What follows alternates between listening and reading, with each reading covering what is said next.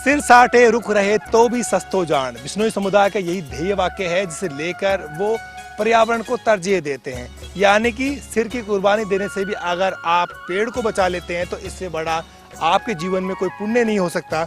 इसलिए आज भी ये जो बातें हैं वो यहाँ पर लिखी गई हैं और ये बताते हैं कि किस तरह से यहाँ पर जो घटना हुई थी उसे किन किन लोगों ने अंजाम दिया था और किस तरह से इस आंदोलन के बाद में चिपको आंदोलन का आगाज हुआ और लोगों ने पर्यावरण को बचाने के लिए बिश्नोई समुदाय से किस तरह की सीख ली और जोधपुर के महाराजा जो हैं उन्हें किस तरह का पश्चाताप हुआ और उन्होंने अपनी रियासत में इस घटना के बाद खेजड़ी के पेड़ को काटने पर एक तरह से पाबंदी ही आयद कर दी थी।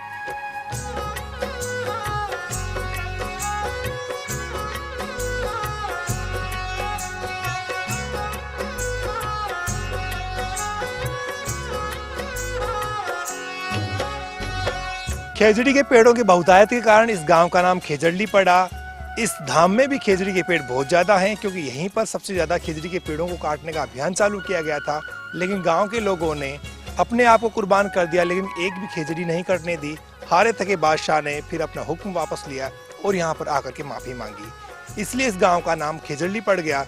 और आज भी लोग बड़े श्रद्धा से इस गाँव का नाम लेते हैं क्योंकि इस राज्य वृक्ष को बचाने के लिए जितना बड़ा योगदान बिश्नोई समुदाय का है उतना बड़ा शायद किसी का नहीं।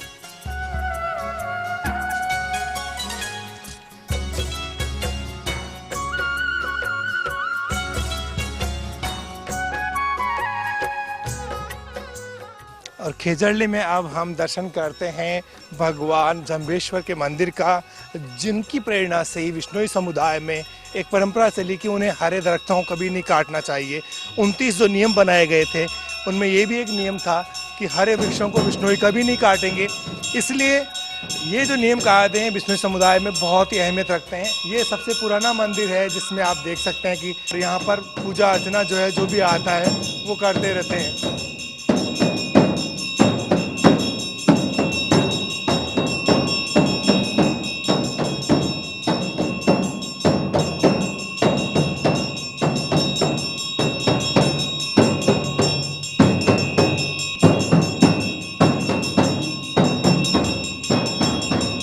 खेजड़ली के जंबेश्वर मंदिर में उन शहादतों की याद में पेंटिंग्स बनाई गई हैं और इसमें बताया गया है कि किस तरह खेजड़ी के पेड़ को बचाने के लिए लोगों ने अपनी कुर्बानियां दी थी। भागीरथ बहादुर हमारे साथ में।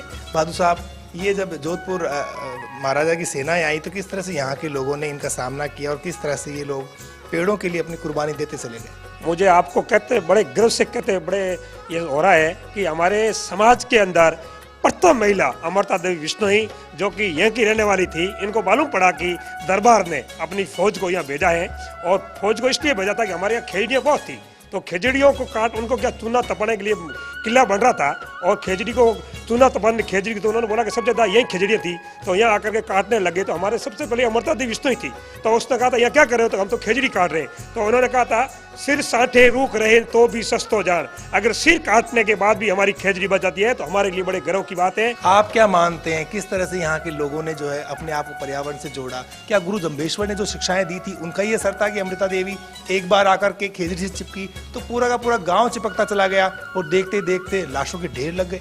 देखो, इतिहास में यह पहला उदाहरण है। दो देश के प्रधानमंत्री मिलते आज बात करते हैं कि पर्यावरण बचना चाहिए।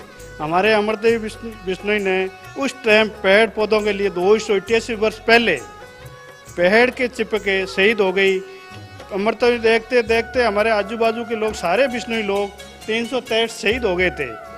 तो धीरे धीरे आजू बाजू के लोगों को महसूस हुआ कि अभी ये क्या हो रहा है। फिर दरबार को पता चला कि ये अन्याय हो रहा है। फिर दरबार बाबू जी आए, सब माफ़ी मांगी, जो सारी व्यवस्था बैठ के हुई। उसके बाद में हमारे यहाँ मेला भरा जाता है, बहुत भव्य मेला होता है। तो बहुत भव्य मेला भरता है हर साल, यहाँ पर लाखों की तादाद में लोग जुटते हैं और उस संघर्ष की गाथा को याद करते हैं और किस तरह से वो कुर्बानियाँ हुई थी, किस तरह लोगों ने अपनी जान गंवा दी थी पेड़ों को बचाने के लिए, खेजड़ी को बचाने के लिए। इसका जिक्र इस पेंटिंग में किया गया है कि किस तरह से राजा की फौजें आई। गिरधरदास भंडारी जो थे उनकी अगुवाई में जोधपुर महाराजा की फौजों ने खेजड़ी गांव को पूरी तरह से घेर लिया था और सबसे पहले इमृता देवी जो है वो शहीद हुई। उनकी 3 जो बेटियां थी, चीमा, दामा और इमरती, ये भी जो है शहीद हो गई। और उसके बाद में ऐसा सिलसिला चला कि पूरा का पूरा गांव पेड़ से चिपकता चला गया और बच्चे, बूढ़े, जवान एक एक कर शहीद होते चले गए। ये जो बातें हैं ये यहाँ के गांव के बाशिंदों को आज भी प्रेरित करती हैं, इसलिए यहाँ पर पेड़ काटना गुनाह है। हर आदमी जो है उसके लिए यहाँ के हरे दरख्त की रक्षा करना पहला दायित्व है।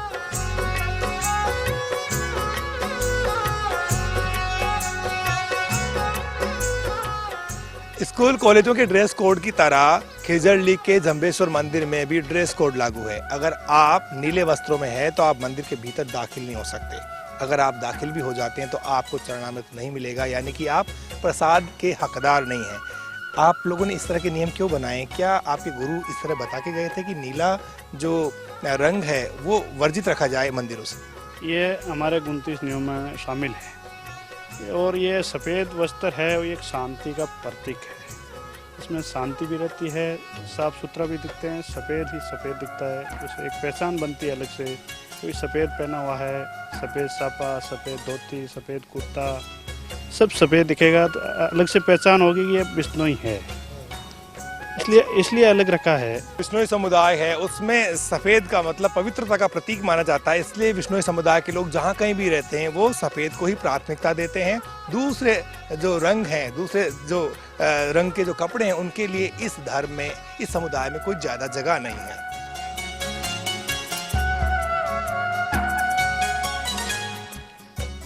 खेजड़ली का ये वो स्मारक है जो उन वीर शहीदों की याद में बनाया गया है जिन्होंने पर्यावरण को बचाने के लिए अपनी कुर्बानियां दे दी थी, और इसलिए जब भी लोग यहाँ पर आते हैं माथा टेकते हैं और नमन करते हैं उन योद्धाओं को जिन्होंने खेजड़ी के वृक्ष को बचाने के लिए हंसते हंसते अपने प्राणों को कुर्बान कर दिया था।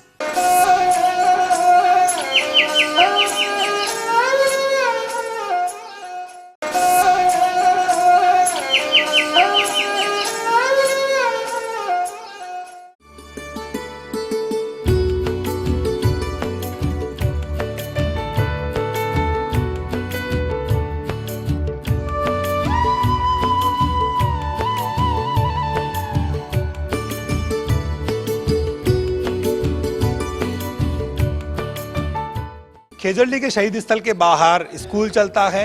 कक्षा 2 से लेकर 8वीं तक का ये स्कूल है जहाँ पर बच्चे संस्कृत की पढ़ाई करते हैं, लेकिन विडंबना ये है कि यहाँ पर संस्कृत का टीचर ही नहीं है। मेरे साथ में बच्चे हैं जिनसे गुरुजी कुछ इंटरेक्शन कर रहे हैं। आप क्या जानते हैं ये जो आपके यहाँ पर जो शहीदी स्थल बना हुआ है ये किसकी याद में बना हुआ है और इसका इतिहास क्या है? इसका ये इतिहास है कि जम्बेश्वर भगवान हमारे गुरु थे, उन्होंने एक नियम में बताया कि जीव दया पालनी रोक लीनो नहीं धावे, यानी को जीवों की रक्षा करनी चाहिए और रूह को नहीं काटना। हरे वृक्ष को काटना यहाँ पर अपराध है, ये बच्चे भी जानते हैं क्योंकि इन्होंने अपने जो बड़े बुजुर्ग हैं उनसे यही सीख लिए कि हरे वृक्ष को नहीं काटना है। कई साल पहले इतने लोग शहीद हो गए थे, तो वो जो बातें हैं वो आज भी यहाँ पर लोगों के बीच में चर्चा का विषय बनती रहती है। इसलिए मासूम से बच्चे भी अगर आप इनसे सवाल करोगे तो जवाब देंगे। गुरुजी, आप इस गांव में कई सालों से पढ़ा रहे हैं, क्या महसूस किया है? इतने लोगों ने कुर्बानी दी, शहीद हो गए पेड़ को बचाने के लिए।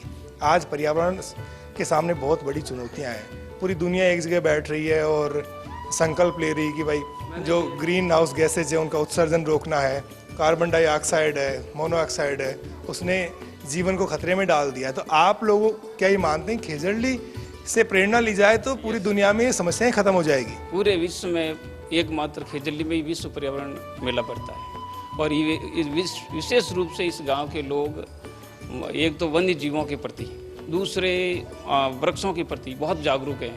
ये हमेशा ही मतलब इनकी रक्षा करने के लिए तत्पर रहते हैं सर। जहाँ तक मैं 4-5 साल से यहाँ देखा है, बहुत ही जागरूक है इस मामले में और ये पर्यावरण बचाने के लिए बहुत बड़ा मतलब सहयोग कर रहे हैं। पूरी दुनिया में पर्यावरण को बचाने की बहस चल रही है, पूरी दुनिया चिंतित है, धरती का तापमान बढ़ रहा है, ऋतुओं का जो चक्र है वो गड़बड़ा गया है। अगर दुनिया के देश खेजड़ली से प्रेरणा लें तो शायद इस तरह की दिक्कत और परेशानियां शायद दुनिया के सामने पैदा ही ना हो।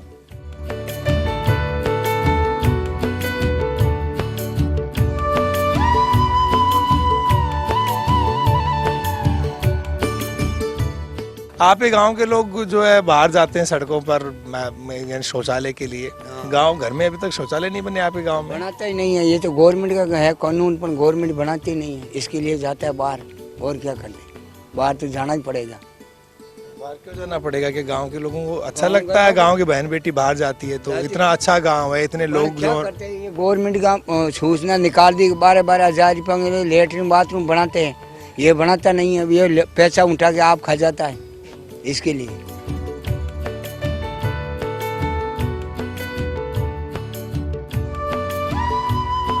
खेजड़ली में विकास की तस्वीर बहुत ही ज्यादा धुंधली नजर आती है। विकास यहाँ पर नजर नहीं आता, लोग परेशान हैं। गांव के लोगों को इस बात की पीड़ा है कि जिस गांव को बरसों पहले आदर्श गांव बन जाना चाहिए था, वहां पर अब भी विकास के नाम पर ज्यादा कुछ हुआ नहीं है। आप मास्टर जी क्या महसूस करते हैं, क्या पीड़ा है इस गांव को इस बात की? इतिहास के पन्नों पर स्वर्ण अक्षरों में खेजड़ली का नाम आता है, लेकिन खेजड़ली में विकास नाम का जीरो है। कोई विकास नहीं है, कोई कुछ नहीं है। पर्यावरण कह रहा है यहाँ काला मर्ग अभ्यारण्य बना हुआ है, लेकिन मेरे को तो नहीं लग रहा यहाँ बना हुआ है। सिर्फ कागजों के अंदर ही वो एक फॉर्मेलिटी की जाती है, बाकी कुछ नहीं है। जो लोग उम्मीद लेके आते हैं खेजड़ली ऐसा होगा वैसा तो हुआ नहीं। अभी तक नहीं हुआ क्योंकि सरकार ने अभी तक कोई ऐसी ठोस योजना नहीं बनाई है इस गांव के लिए कि अभी पानी की व्यवस्था अच्छी तरह की जाए। शिक्षा के बारे में स्कूल है बिल्कुल जर्जर अवस्था में। बिश्नोई समुदाय के लोगों के लिए खेजड़ली बहुत ही पवित्र स्थान है। आप लोग क्या मानते हैं? आप लोगों ने बरसों से यहाँ पर नेताओं को देखा है, मेले में बहुत सारे नेता आते हैं, उसके बावजूद गांव में विकास क्यों नहीं हुआ? बोर्ड ले ले नेता बना पर के आओ मीटिंग बनावा झांसा दे के बोर्ड ले ले, कोई नहीं भाई पता कितना आवे न कोई बात। क्या आपको लगता है कि गांव के लोगों की राय एक नहीं होने की वजह से भी गांव विकास नहीं कर पाया? सही है। आपस में लोग एक दूसरे से काम चाहते नहीं है। खेजड़ली एक ऐसा गांव है जो संसार के में ये इतिहास नहीं मिलता 363 का, और इस बारे में इस वन विभाग के महकमे से और पर्यावरण के महकमे से कोई हमारे फायदा नहीं है। पानी की कोई व्यवस्था नहीं है, वृक्ष सारे सूख रहे हैं और हम तो वृक्ष के लिए मर चुके, आज के दिन मरते आ रहे हैं। कई जगह घटना होती है, आपको मालूम ही है, कई हमारे कर्मचारी मरते हैं तो कई हम ऐसे बिना पैसा सिपाही भी मरते हैं, लेकिन सरकार की इतनी कोई ठोस व्यवस्था नहीं है।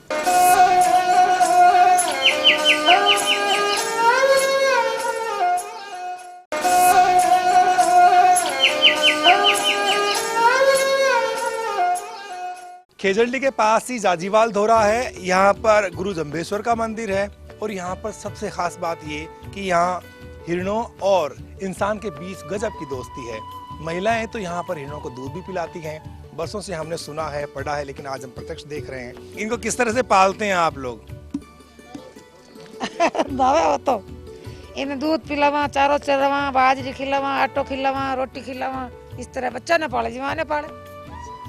छोटे बच्चे ने किस तरह पाले जीवाने पाले। यहाँ पर 1975 से ये हिरणों को पालते हैं हम।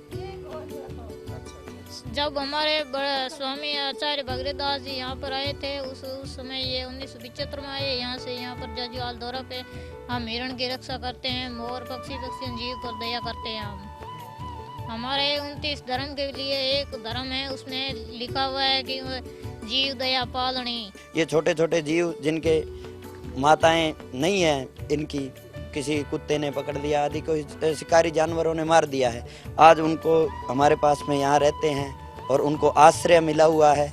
और इसी आश्रय को देख करके यहाँ बहुत सारे हैं, बाहर भी हजारों रह रहे हैं, मगर इनको हम आश्रय दे करके और यहाँ जीवन व्यतीत करवा रहे हैं।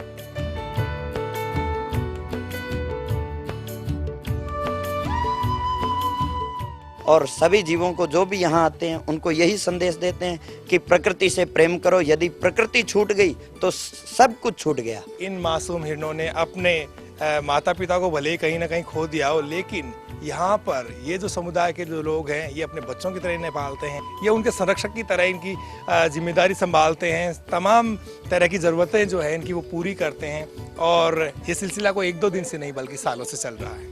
मैंने मोर की इंसान से इतने करीब से दोस्ती कभी नहीं देखी, लेकिन जाजीवाल धोरे पर आप देख सकते हैं कि जो बिश्नोई बंधु हैं वो इस तरह से मोर को भी खाना खिलाते हैं और उनके साथ में घुले मिले नजर आते हैं। किस तरह घुल मिल जाते हैं? इस मोर का नाम क्या रखा हुआ आप लोगों ने? इसका जानकी दास रखा है जी। ये हमारे बीच में ही रहता है। जब गुरुजी शाम को हवन करते हैं, शाम को आरती करते हैं, तो उस टाइम पास में बैठता है, ये वहाँ पे रहता है सुबह शाम। और हमारे यहाँ सत्संग होती है तो ये मोर उसी में रहता है जी। तो जानकीदास नाम के इस मोर को मैं भी कुछ खिलाने की कोशिश कर रहा हूँ। देखिए बहुत ही प्यार से पालक खा रहे हैं जानकीदास जी। तो जानकीदास ये तो बताओ, क्या आवाज सुना पाओगे हमें कुछ?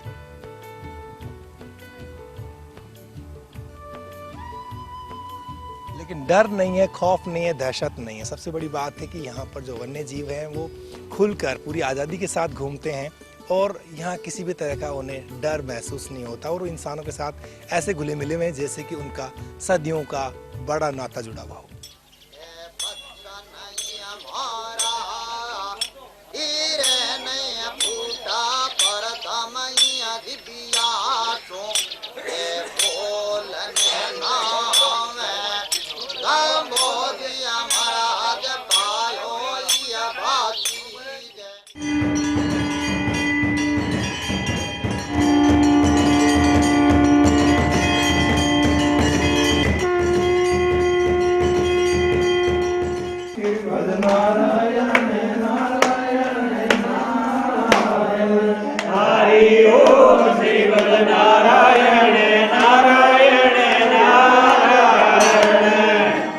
सनातन धर्म कहता है कि वासुदेव कुटुंबकम, सब एक परमात्मा का ही परिवार है।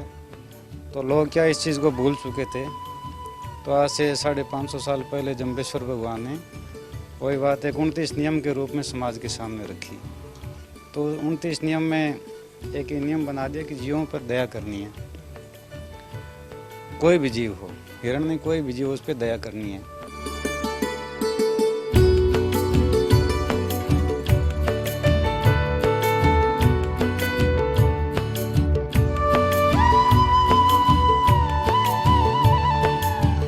जाजीवाल धोरे पर इंसान और वन्य जीवों के बीच मोहब्बत का रिश्ता दिखता है। यहाँ दोनों साथ साथ रहते हैं।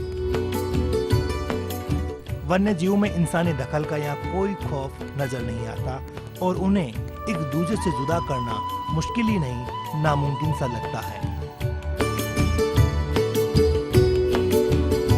इसलिए जाम्बोजी के भक्तों के साथ मंदिर में हिरणों को परिक्रमा करते देख लोग चौंक जाते हैं।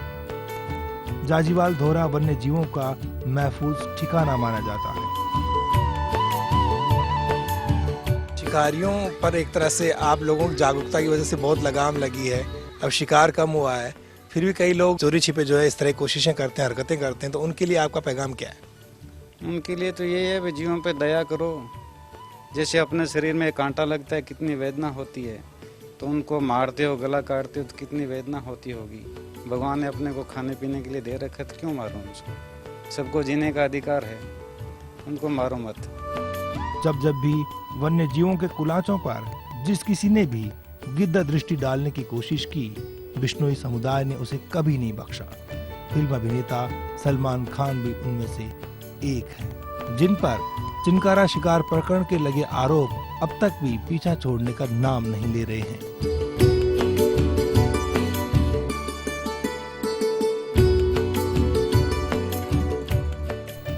सारी दुनिया पर्यावरण प्रदूषण के बढ़ते खतरों पर चिंतित है। सारे राष्ट्राध्यक्ष सुझाव और उपाय बता रहे हैं, लेकिन उन सबको एक बार खेजड़ली और जाजीवाल धोरा दिखा दिया जाए तो हो सकता है पर्यावरण को बचाने का कोई ठोस हल निकल जाए।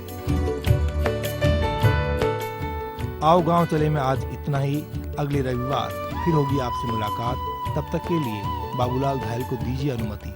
नमस्कार।